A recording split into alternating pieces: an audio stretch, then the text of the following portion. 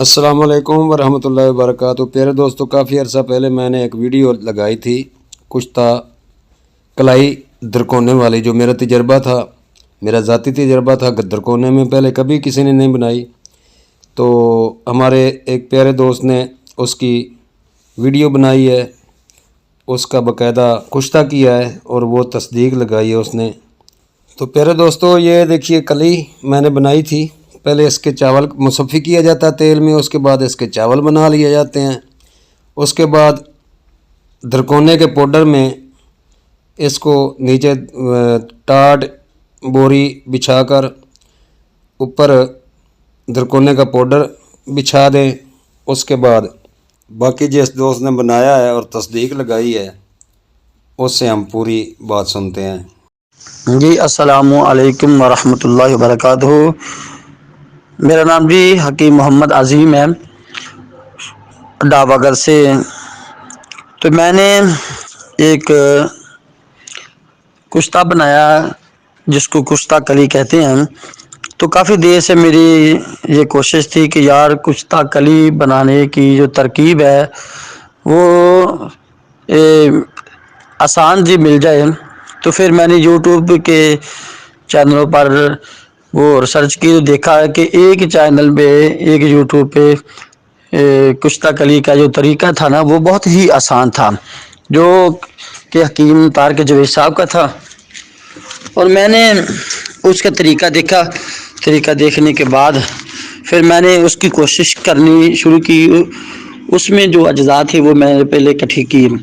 ان میں اجزاء کون سے تھے وہ میں آپ کو بتا دیتا ہوں۔ کلی کے جو پترا لیا وہ تقریباً پترے کے جو چاول بنائے تھے وہ 120 گرام تھے، اور صفوف جو تھا وہ درکونے والا صفوف، اس میں جو چاہیے تھے درکونے، اس کی بھی تصدیق لگائی ہوئی ہے حکیم صاحب نے، حکیم طارق جوید صاحب نے، کہ درکونے وہ انہوں نے بتایا ہوا تھا۔ تو میں نے وہ درکونے لے کر اس کو خشک کیا، خشک کرنے کے بعد اس کو صفوف بنایا۔ صفوف بنانے کے بعد اس کی مقدار تھی 2.5 کلو صفوف تھا۔ تو میں نے پہلے صفوف تیار کیا، پھر اس کے بعد کلی لے کر اس کو مصفی کیا۔ تو مصفی کرنے کا جو طریقہ ہے وہ یہ ہے کہ پتہ لے کر اس کو پگھلایا، پگھلانے کے بعد وہ میں نے تلوں کے تیل میں تقریباً وہ آدھ پاؤ تلوں کا تیل تھا،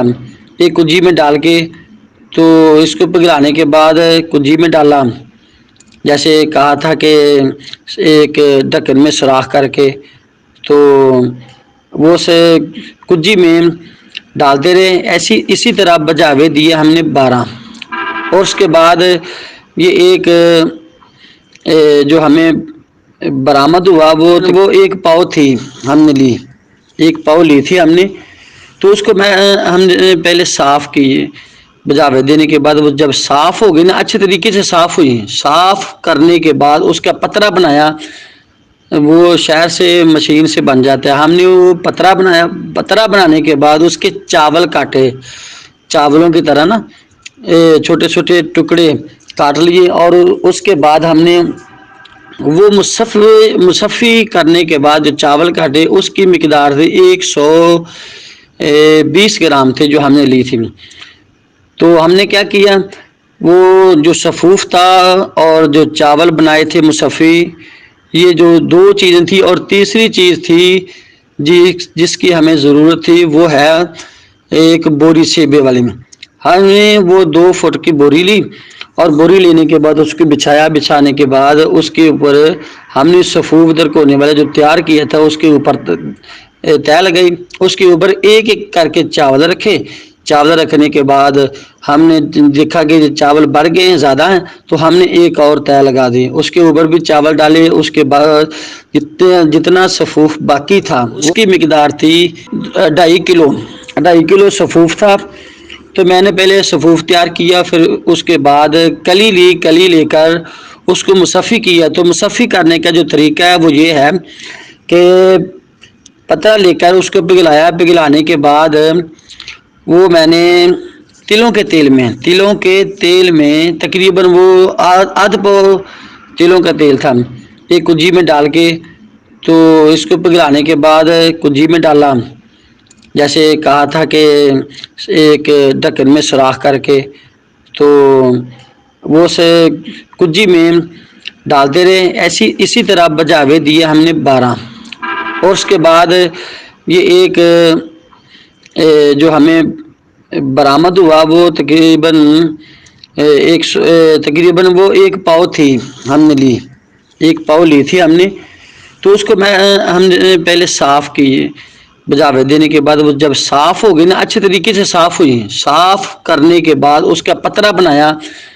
وہ شہر سے مشین سے بن جاتا ہے، ہم نے وہ پترا بنایا، پترا بنانے کے بعد اس کے چاول کاٹے، چاولوں کی طرح نا چھوٹے چھوٹے ٹکڑے کاٹ لیے، اور اس کے بعد ہم نے وہ مصفی کرنے کے بعد جو چاول کاٹے اس کی مقدار تھی 120 گرام تھے جو ہم نے لی تھی، تو ہم نے کیا کیا، وہ جو صفوف تھا اور جو چاول بنائے تھے مصفی، یہ جو 2 چیزیں تھی، اور تیسری چیز تھی جس کی ہمیں ضرورت تھی وہ ہے ایک بوری سیبے والی میں، ہم نے وہ 2 فٹ کی بوری لی، اور بوری لینے کے بعد اس کو بچھایا، بچھانے کے بعد اس کے اوپر ہم نے صفوف درکونے والا جو تیار کیا تھا اس کے اوپر تہ لگائی، اس کے اوپر ایک ایک کر کے چاول رکھے، چاول رکھنے کے بعد ہم نے دیکھا کہ چاول بڑھ گئے ہیں، زیادہ ہیں، تو ہم نے ایک اور تہ لگا دی، اس کے اوپر بھی چاول ڈالے، اس کے بعد جتنا صفوف باقی تھا وہ ہم نے رکھ لیا، اس کے اوپر ڈال دیا، جو باقی بچا ہوا تھا صفوف درکونے ہم نے اوپر ڈال کے، تو اس کو جو بوری تھی اس کے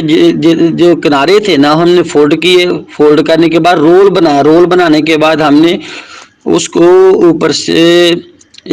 تقریباً 2-3 جگہ سے باندھ دیا، باندھنے کے بعد ہم نے کیا کیا، اس کو 2 کولے دونوں سائڈوں پہ رکھ دیے، یعنی آج ہم نے ایک دن عصر کے بعد رکھا، اور اگلے دن عصر کے بعد ہم نے دیکھا تو ساری راکھ بن چکی تھی، اور اس میں سے وائٹ جو چاول رکھے تھے وہ وائٹ کلر میں ملے ہمیں، تو الحمدللہ وہ بہت اچھے ملے، تو ہم نے ان کو الگ کر لیا، چھاننی کے ساتھ چھان لیا، اور اس کے بعد جتنے بھی چاول ملے تھے وہ تقریباً وہ کچھ تو چاول رہ گئے تھے جو کشتہ نہیں ہوئے تھے، جو کشتہ ہوئے تھے ہم نے ان کو الگ کر لیا، اور کھرل میں ڈال کے ہم نے اس کا کشتہ بنا لیا، اور جو کشتہ بنا اس کی مقدار تھی 50 گرام، اور باقی جتنے چاول تھے وہ ہم نے الگ کر لیے، الگ کرنے کے بعد اس کو دوبارہ جو طریقہ ہے تو وہ انشاءاللہ حکیم طارق جوید صاحب سے مشورہ ہوا، ان کے مطابق بنائیں گے، تو یہ ہمیں 50 گرام کشتہ کلی ملا جو بہت ہی خوبصورت ہے، اور بہت خوشی ہوئی ہمیں کہ یہ ہم نے کشتہ کلی کو تیار کیا اور بہت آسانی سے تیار ہو گیا، تو میں اس کی تصدیق کرتا ہوں، اصل میں بنانے کا مقصد ہے کہ میں اس کی تصدیق کرتا ہوں، اور میں دعا کرتا ہوں کہ اللہ تبارک و تعالی حکیم طارق جوید صاحب کو اللہ تعالیٰ صحت و تندرستی عطا فرمائے، اور ان کے علم و عمل میں برکتیں عطا فرمائے، اور جو آسان طریقہ بتایا میں اس کی تصدیق کرتا ہوں کہ جیسا بتایا تھا ویسا ہمیں ملا ہے الحمدللہ، تو اس کے جو فائدے ہیں وہ بہت سارے فائدے ہیں، 2-3 میں بتا دیتا ہوں۔ ثقافتی حص کا